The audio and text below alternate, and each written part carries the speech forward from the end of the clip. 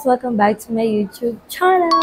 Ayan, so sobrang hina lang ng voice natin pero nakamake naman tayo for today's video and kung makikita nyo, alas 2 na and around mga 1:20 na ako nakarating dito sa JK and nag-joyride na talaga ako. So, hindi rin kasi talaga kaya na mag-commute ako. Papunta siguro kaya dahil nga umaga naman and traffic lang talaga. Siguro tatahakin ng 1 hour and 30 minutes hanggang 2 hours pag nagbiyahe tayo from Santo Niño to Las Piñas kasi ibang level din kasi talaga dito yung traffic. And anyway, nakikita nyo wala talaga tayong kaayos-ayos. And pag nag-duty ako guys, hindi talaga ako masyado nag-aayos kasi hindi lang naman ako estatwa be kasi nakilos naman ako ng buong-buo dito. Kaya hindi ka talaga magiging fresh.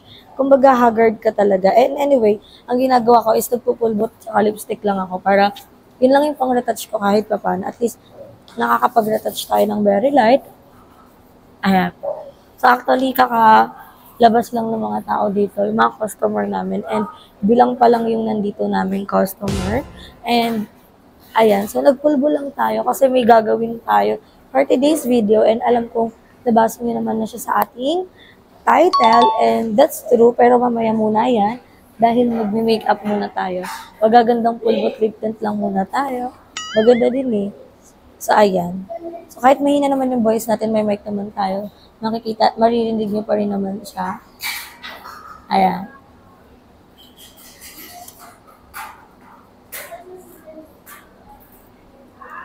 Ayan. So, darating din ngayon sila Miss Era and Sir Juban kasi nga, dahil 1 month na nga ang JK sa Las Piñas branch, is kailangan ko na din gumawa ng monthly report. So, everyday, gumagawa talaga ako ng report kasi important talaga din yung sales report. And isa din yun sa mga work ko, isa din sa mga trabaho ko. And now, kailangan ko na makapag-compute. Alam nyo naman, hindi naman sa pag-ano, magaling talaga ako sa number. Hindi talaga ako may isahan sa pera, be. Hindi mo ako mabubulol sa pera. And ayun, nakatapos ko lang gumawa ng monthly report and masasabi ko, excited ako magkaroon ng makapag-ipon, magawa na lahat. Kasi parang ibang level din talaga pag may business. Lalo na't ngayon, nakikita ko yung sales talaga ni JK na kabog talaga siya. Kaya sa mga taong gusto mag-franchise dyan ng JK, ayan, ano lang, email nyo lang yung jksamgifjalfranchise@gmail.com and may sasagot naman dyan. Anyway, ayun na nga. So, dahil 1 month na din si JK dito, syempre, 1 month ko na din nakikita yung sarili kong expenses. So, ako, dahil nasa sobrang higpit ko ng pera ngayon, dahil nga may pinag-iipunan tayo, may hinuhulugan na din tayo buwan-buwan, kailangan ko talaga magtipid. Kumbaga, tipid sa tipid, higpit sa higpit. Ganun level talaga yung hawak ko sa pera. And kung mapapansin nyo, hindi na kami pala kain sa labas kasi parang nagsawa na din ako sa ganung era. Hindi na din ako maluho. Kumbaga, ang dumadating sa akin, more on mga ex din na lang kaya hindi na ako masyadong gumagastos. Ganun na talaga. And sobrang higpit ko talaga. Siguro ang gastos ko na lang talaga ngayon, yung budget for my family, yung mga bills na binabayaran ko, yung needs ng anak ko, gano'n. So, yun na lang yung mga pinagbabayaran ko every month. And nung nakita ko, yung pinamasahe ko for 1 month dito sa JK, back and forth, sobrang nagulat ako. Sobrang, ang laki niya. So, parang hindi siya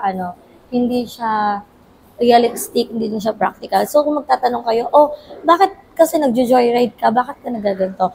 May personal, may personal reason ako, may confidential reason ako na hindi ko na pwedeng sa inyo, i-share sa inyo, pero may kinalaman pa rin siya sa store. That's why hindi talaga ako nagkukumute. Lalo na't gabi na ako umuwi around 1 or 12 a.m. na ako umuwi. That's why hindi talaga ako nagkukumute, kaya nagjo-joyride talaga ako.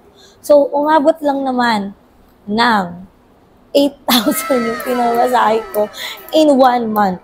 Kung magtatanong kayo bakit, kasi 300 pesos po yung pamasahe ko per day. Kumbaga 134, minsan nag-140 pa, minsan nag-150 pa. Nagiging 155 pa. Depende pa sa depende pa sa rate talaga everyday. And sabi ko, hindi na siya masyadong practical.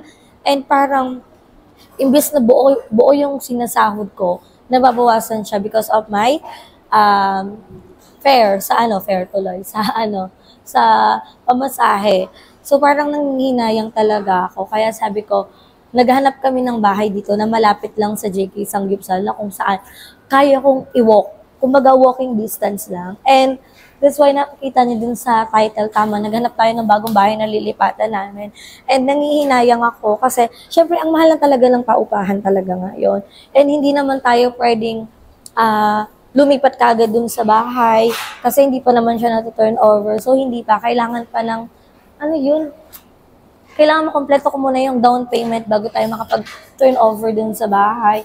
And hindi ko talaga siya kinukwento kasi ayoko muna siyang ma-evil eye. Pero it's all about the pag-ibig. And nag-apply tayo doon ng house loan. And tsaka na ayoko talaga muna magsabi kasi ilang beses na ako na evil eye. Kaya hindi natutuloy mangyayari pag advance ko. Pero eto na, para binigyan ko lang kayo ng konting clue, ng konting idea para kahit pa paano, hindi na kayo maraming kwento, hindi na kayo maraming question na, ba't ka mangungupahan na dapat yung pinangungupa mo is ganito, ganyan. So parang ako, imbis na kasi na ipamasahe ko na lang, at syempre yung binabiyahe ko, imbis na pinapahinga ko na lang siya, ibabiyahe ko pa, hindi naman lang pwedeng matulog sa biyahe, be. So, ganon. Kaya, naghanap talaga ako ng walking distance lang dito. And, syempre, ang nangyari kasi dun sa bahay ko sa Santo Niño is mano-mano talaga namin siyang hinal. As in, bawat street, pinasukan namin, tinignan namin kung may available na bahay, ganun yung nangyari. That's why natagpuan ko yung bahay namin sa Santo Niño, which is 2 years na po akong nangungupahan. So, imagine niyo 6,600 per month times yun sa 2 years. Sobrang laki na din talaga ng binayad. Pero happy naman ako kasi at least nababayaran ko yung monthly dues ko, yung monthly bills ko. And syempre, hindi kasi talaga ganun kadaling kumuha ng bahay. Kaya, ngayon, gusto ko talaga siyang i-goal dahil nangihinayang din ako sa pinanguupa ko. Kasi totoo naman, imbis na ibayad mo na lang, sana pinangulog mo lang sa totoong bahay. And meron naman talagang rent to own. Kaya, ginagawa ko naman yung best ko, guys. Isa-isa ko talaga para kahit pa paano magkaroon na ako, madagdagan na yung achievement ko sa buhay. That's why, for today's video, pupuntahan natin yung bahay na nag-post kasi ako sa page ng Las Piñas and doon maraming nag-comment. And isa to sa mga pinakamalapit talaga sa JK. So, yung JK kasi is, tapat lang siya ng Suki Market. Barangay Talon 1, Las Piñas City lang yung address niya. And itong nakita natin is Talon 1 din. Sobrang walking distance lang. Kasi nung sinerch ko, parang 5 minutes to walk lang talaga siya. So, excited na ako dahil ayun yung agenda natin for today's video. Habang inaantay natin sila Miss Era, pupunta muna tayo doon sa bahay na nakita natin sa Facebook. So, tara. Hindi ko pa alam kung magkano yung monthly nun. Wala pa akong idea. Pero, kahit umabot man yun ng, siguro wag lang tatas ng 10K kasi parang over na yung 10K per month. Parang hindi ko na siya kakayanin. Siguro mga 7, 8 yun. Kaya ko pa yun. Carry ko pa yun. Kasi, doon din naman kung i-imagine niyo yung bills ko sa bahay, 7K sa tubig, ay sa kuryente, 6 sa bahay. Almost 15,000 din naman ako per month. Bahay, tubig pa lang yun. So, carry na natin yun. So, tara, samahan niyo muna ako pumunta doon. Ang haba na ng chika ng above na to. Basta tara, samahan niyo sana ako sa journey kasi bumabalik talaga ako sa pagiging vlogger, ba? Kasi kailangan natin ng source of income. Kailangan pa natin ng iba. Kasi, ito din yung napili kong yung Las Piñas din kasi kailangan ko din na mapagitan pa rin sa Paranaque. Kasi malay nyo, next na si Paranaque sa JK Samgyupsal, diba? So tara, samahan niyo na ako puntahan doon yung bahay na nakita namin sa Facebook. So guys, ayan, nakalabas na kami and andun lang yung JK and tapat lang din kami ng Colors Mall. So walking lang tayo kasi tapat lang ng Colors Mall yung nakita namin yung bahay. So it's a subdivision. Alam niyo naman, di tayo sanay sa mga subdivision pero syempre, minsan kailangan na din natin ng tahimik na buhay. Pero hindi para mamayaba tayo. Hindi para magkaroon lang tayo ng peace of mind. Kaya walk-walk lang kami and nag-start din kami ng timer para malaman namin kung ilang minutes yung walking namin going dun sa, if ever na yun yung lilipatan namin bahay. Kasi the rest na nakita namin sa Facebook, syempre, iba na din naman nagagawa ng social media. Iba nakita namin sa social media is kailangan pang sumakay. Kailangan ko na nga lang walking distance para hindi na ako mamamasahe para tipid. So yung papamasahe ko, ilagay ko na lang doon. So, malapit na kami sa subdivision. Ito na yun, di ba? O, di ba? Ito na yun kagad, guys. Andito na yun kagad. So, tara. Papakita ko sa inyo kung saan kami papasok. Ito pa yung address, pero dito kami papasok. Siyempre, i-stop ko din siya mamaya pag malapit na kami dun sa pinaka-house. But dahil dito pumasok, be, hindi ito yung daanan ng tao. Sa gilid talaga. Di ba? So, ayan, papasok na tayo sa isang subdivision na malapit lang dito sa amin. And bungad lang kasi kami ng gate. Kaya, i-stop ko na siya guys kasi bungad lang kami ng gate and makikita niyo na kasi kagad siya kung saan siya kami nakatira. Kasi kaya ko nalaman dahil sinerch namin to sa sinerch, sinerch namin to sa Google. So later na lang guys kasi malapit na kami. I-update ko na lang kayo pag nandun na kami mismo sa loob ng bahay. So ayun mga Bex, nandito na tayo sa bahay na nakita din namin sa Facebook. So hindi ko muna kayo bibigyan ng parang ipakita to sa inyo ng buo kasi syempre magkakaroon pa tayo ng empty house to. Pero so far, nung chinek ko naman siya kanina, nagandahan din ako kasi 3 minutes to walk lang siya sa trabaho natin. So, sobrang accessible talaga siya. At the same time, makakatipid tayo sa pamasahe. And based on my observation, etong house na to is parang very BNT house nung nasa Parañaque, yung nasa Santo Niño. Kasi dito, may dalawa silang parang hugasan, parang kitchen area, tapos may isang CR and sobrang lawak nung baba. Makikita nyo, sobrang lawak ng baba. And up and down to. So, sa taas, meron siyang 2 bedroom kung saan hindi ko na siya ipapakita. And yung design niya kasi dito, guys, very BNT house talaga. Makikita nyo, super safe tayo. Kasi syempre, hindi naman tayo dapat basta-basta lilipat na lang. Kasi kailangan natin yung safety. Kuya, may mga kapitbahay, may mga laman pong katabi namin. No? Meron laman. To. So, may mga kapitbahay din kami. So, parang apartment area siya. And nakita na din namin sa taas. So, based on amount, from 8.5, binabaan ni sir ng 8K. So, 8,000 lang siya monthly. Pero, okay na din siya compare dun sa ilan na lang yung idadagdag mo. Plus, mamamasahe ka pa. So, kailangan din talaga natin mag-adjust. Pero, ang pinaka endgame naman natin is Cavite talaga. So, dun talaga yung end game natin. Sadyang kailangan lang talaga muna natin mangupahan kasi hindi mo naman natin pwede siyang i-push pa talaga. Anyway, check pa lang namin para makita ko kung ano pa yung iba. Pero so far, okay naman ako dito sa baba. Yung taas na lang. Kasi yung taas ko, yun nalalagyan pa po ng mga doorknob.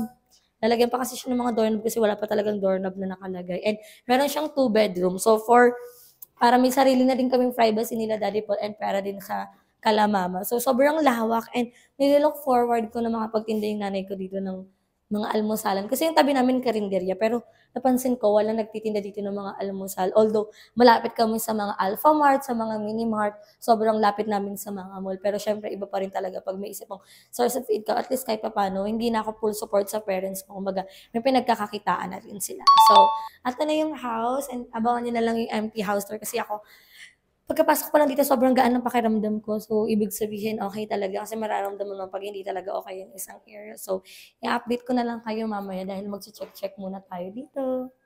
So, tulad ng sinabi ko sa inyo, meron siyang 2 bedrooms. And itong rooms na to yung magiging room namin nila Daddy Paul. And isa lang sa papalitan ko dito is wallpaper.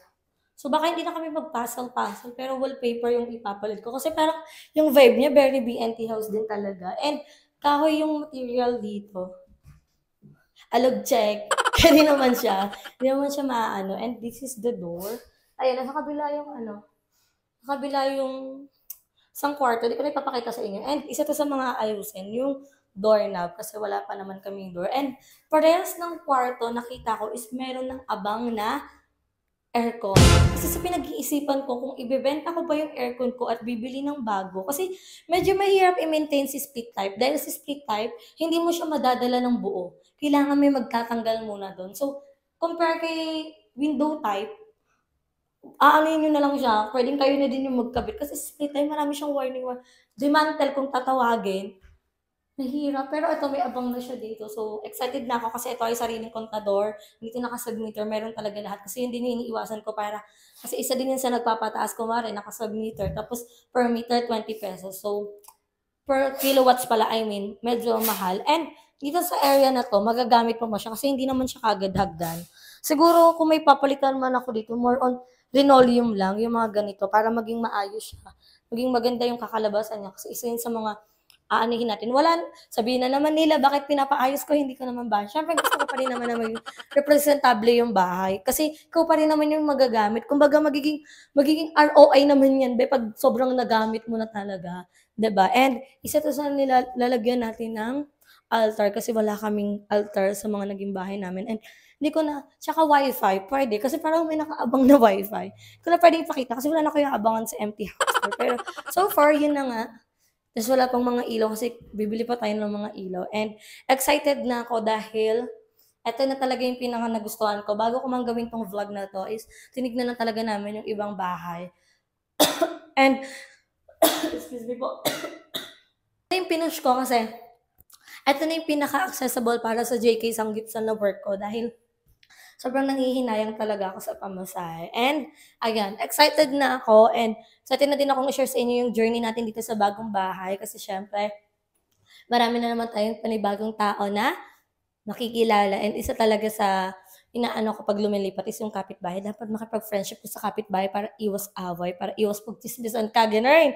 So, babalik na tayo kasi naka-duty tayo, tumakas lang tayo ng very late dahil nag-break tayo ng maaga para makapag-vlog and mapuntahan 'tong bahay na 'to and sana supportahan niyo ako sa journey na 'to and ibabalik ko na lang kayo mamaya 'pag nasa JK na tayo.